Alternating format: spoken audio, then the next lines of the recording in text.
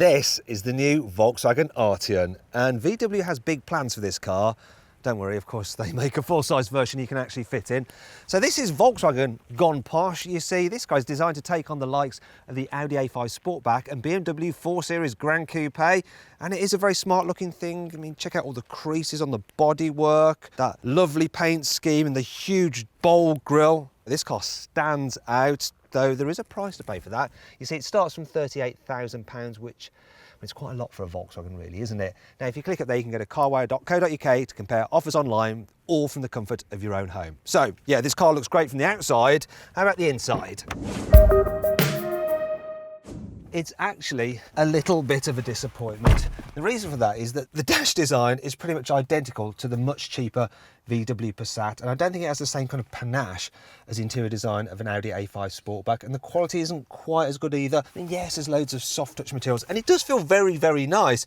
It's just, if you were to reach down low to illustrate just how big the door bins are, they're very big, you'll feel that the plastic down here is cheap and brittle. It is much softer, actually, in the Audi. It just feels a bit more at market, the Audi. Still, this car does counter with absolutely loads of standard equipment. So you get leather seats, you get tri-zone climate control, so temperature for your passenger, yourself, and the people in the back as well. You get all-round LED lights, you get those pulsing indicators.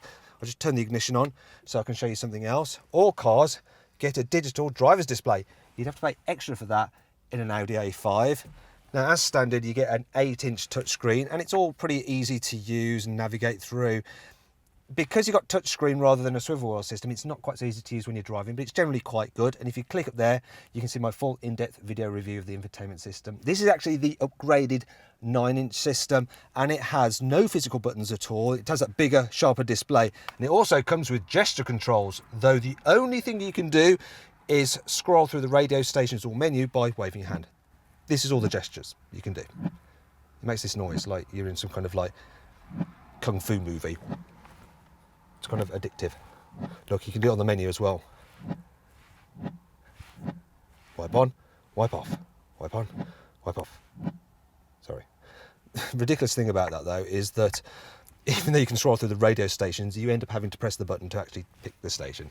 So it all seems a bit pointless. What's not pointless, is what they've done in the back seats.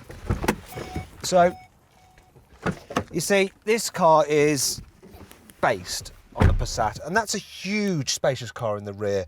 But this Arteon is actually slightly longer and wider. I mean, look at this. Look at the amount of legroom I've got in this car. It's insane. You can really stretch out, and the footwells there massive as well. The roof line does slope, but even if I sit up straight, I've just about got enough headroom, and it doesn't really matter because you could slouch anyway, and because there's all that legroom. Now, if you need to carry 3 people at once, it is doable because the central seat is quite wide. It's not too high. And those huge footwells mean there's lots of space for everyone's feet. And actually in the middle, there's still enough headroom just about. So it's doable. Surprising, really. There's some extra practical features. So you have a couple of cup holders here. You've got a through loading hatch there for your skis. And in fact, it's almost wide enough. I think you could fit a snowboard through there. Another feature I like are the ISOFIX points. You see, you don't have to remove the covers. They just push out the way, and the actual anchor points are really easy to access. That helps a lot when you're trying to load a baby seat. But yeah, I mean, if you want a nice posh looking car, which is brilliant for carrying rear passengers, this is great. Look at that. You can tell I'm blown away by it. Anyway, let's move on to the boot because it's just as impressive there. So, because this car is a hatchback, it's nice and easy to load, though VW doesn't call it a hatchback because they probably don't think people will pay £38,000 for a hatchback. Instead, they call it a fastback. But still, yeah, look. Nice and easy to load, and the amount of space you've got, I mean, it dwarfs our large suitcase. The space you've got is way more than you get in an Audi A5 Sportback or a BMW 4 Series Gran Coupe. I mean, look, it's huge. There's not too much of a load to lift stuff across. There's a few useful features, tethering hooks here, down here, and a hook here, but that's pretty much it. There's no 12-volt socket, actually, which is a bit annoying. And if you look under here, there's space for a full-size spare wheel. I mean, like I said, this boot is ginormous. That means that when you want to fold the seats down, you do have to reach quite a way to get to the catches on the top of the seat backs. It's not the easiest. In fact, I'm going to have to climb in the car for this. There you go. And when you fold the seats down, look at the space you've got. Now there is a bit of a ridge there, but it's got like a little run up to it. So if you need to push things to the front, it's not as hard as you may think. Look, they do just go up that ridge nicely. Now if you click up there, you can watch my full detailed practicality video on this car, see how easy it is to fit a child seat in the back of it, what it's like with 3 adults in the back, and just how much stuff you can cram into this huge boot. Okay, that's the walk around bit dealt with. Now then, it's time for the CarWow 5 annoying things about this car. The rear window only seems to go down about halfway. It's not very good. This diesel Arteon has completely pointless yet totally blatant fake exhaust. The real exhausts are actually hidden under here. Stupid. The load cover is absolutely blooming massive, and you can't store it under the car's false floor. Look, that's really the best I can do. Okay. Yeah, maybe I'm hamming it up. While you can get wireless charging for your mobile phone, the actual cubby that you put it in isn't big enough for some of the larger handsets. It doesn't quite fit.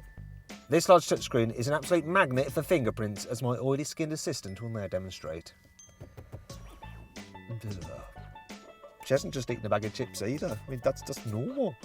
Thankfully, this car has plenty of cool features, which helps make up for all this. Here's 5. Even the way the bonnet opens is stylish. Look, it's like a clamshell, and it'll pop up in the rare occasion that you hit a pedestrian to help cushion the blow so they don't hit the head on the engine. The surround view cameras let you look around the front, passenger side, rear, or driver's side of the car, or get a full bird's eye view. You can get the car with double glazed laminated front windows for extra soundproofing, and they're frameless as well, so they look cool. Probably shouldn't lean on them then. The car uses its satellite navigation technology to automatically lower your cruise control speed if you're entering a lower speed zone, approaching a junction or a bend. And at night, it'll automatically shine the light round the corner of the bend before you approach it. The car can tell if you fall asleep or suddenly become unresponsive behind the wheel and will automatically pull over to the side of the road.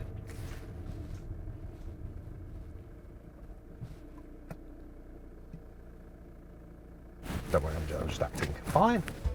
Now it's time to hit the road to see what this car is like to drive. Considering it's a big car, this Arteon is actually surprisingly easy to drive in town. Visibility is all right, though the view out the back window is a little bit compromised because it's quite shallow. Still, it's easy to manoeuvre, and part of the reason for that is the fact that it has something called progressive steering, so you can go from lock to lock in just 2 turns of the wheel. So it's easy to actually move in and out of tight spaces or park. It's great. Also, it's comfy over bumps. Top spec versions actually get adaptive dampers with a comfort mode, and that does smooth out the road surface, which is great. They also get an automatic gearbox as standard, which helps when you're just shuffling along in traffic. Now, when you head out into the open road, you can actually press the button down here, the driving mode, put the car into sports to firm up the suspension, and that should, in theory, make it feel more sporty, but yeah, it doesn't make it particularly fun to drive. It's a competent car on a twisty road, but it's never ever fun. So you want to take it out of sport mode because it's just too firm and bouncy then, especially if you've got the largest alloy wheels. I can't fault the car though, because you know, it does all you really need it to. It drives securely, and the top spec versions also get all-wheel drive, so you get some added grip. When you head out on the motorway, this is a fairly relaxing cruiser. I don't think it's quite as quiet as something like an Audi A5 Sportback, but it's all right. This particular car has the top of the range 240 horsepower diesel engine. It can go from 0 to 60 in just 6.5 seconds. Thing is, while it is very quick, it just doesn't seem as smooth or as relaxed as a 3-litre diesel that you can get in some premium models of this size. Listen, I'll put my foot down. It's a little bit noisy, that engine. I'd probably go for one of the petrols. They're quieter and faster.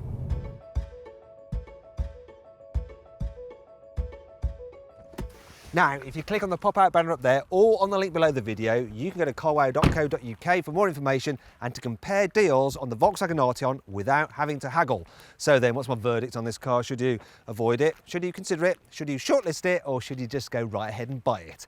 Well, I reckon you should shortlist the Arteon. It might be a little bit expensive for a Volkswagen, but it's spacious and it's very stylish. If you enjoyed this video, please like it and share it. Click on our logo to subscribe to this channel, on the video window for more content, or on the choose and buy icon to go to carwow.com to see how much you can save on a new car. Now, did you spot the Easter egg in this video? It was the picture of the old VW CC, the Arteon's predecessor, on the phone screen in the boot.